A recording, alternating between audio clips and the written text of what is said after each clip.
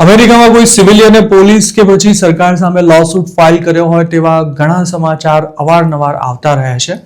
પણ વિસ્કોન્સિનમાં બનેલા એક કેસમાં પોલીસે ઇલિનોયની એક યુવતી સામે $1 મિલિયન લોસૂટ ફાઇલ કરતા અચરજ ફેલાયું છે. આ મામલામાં શિકાગો નજીકના સ્કોકીમાં રહેતી સની નકવી નામની એક પાકિસ્તાની મૂળની યુવતીએ ગયા મહિને એવો દાવો કર્યો હતો કે શિકાગો એરપોર્ટ પર સીબીપી દ્વારા પોતાની ધરપકડ કરી 30 કલાક સુધી ગોંધી રાખવામાં આવી હતી. આ દરમિયાન તેને બ્રોડ વ્યુમાં આવેલી આઈસની જેલમાં લઈ જવાયા બાદ વિસ્કોન્સિનની ડોજ કાઉન્ટી જેલમાં ટ્રાન્સફર કરાઈ હતી. સનીએ આ દાવો કર્યો ત્યારબાદ આખી દુનિયામાં તેના સમાચાર છવાઈ ગયા હતા. પણ ગણતરીના દિવસોમાં જ તેણે જે વાર્તા ઊભી કરી હતી તે ફેક હોવાનું પુરવાર થયું હતું.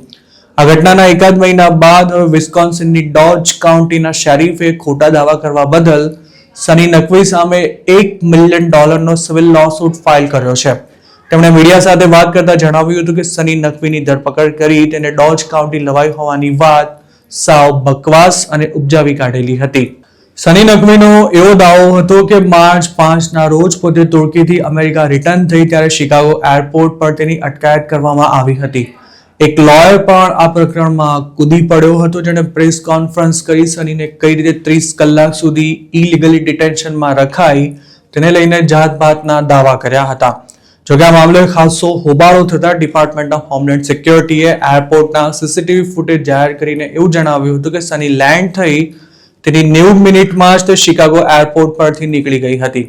આ વિડીયો બહાર આવતા જ પાકિસ્તાનની મૂળની આ યુવતીએ કરેલા તમામ દાવાની હવા નીકળી ગઈ હતી. સનીએ ડોજ કાઉન્ટીનું પણ નામ લીધું હોવાથી ગત શુક્રવારે કાઉન્ટી શેરીફે સની તેમજ તેના કહેવાતા લોયર મોરિસન સામે ડિફેમેશન લોસૂટ ફાઇલ કર્યો હતો.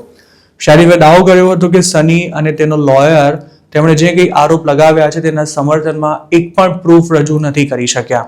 તેમણે સર્વેલન્સ વિડીયો ઉપરાંત ડોક્યુમેન્ટ્સ અને ટેક્સ્ટ મેસેજીસ રજૂ કરી સની સાવ ખોટી હોવાનું પુરવાર કર્યું હતું.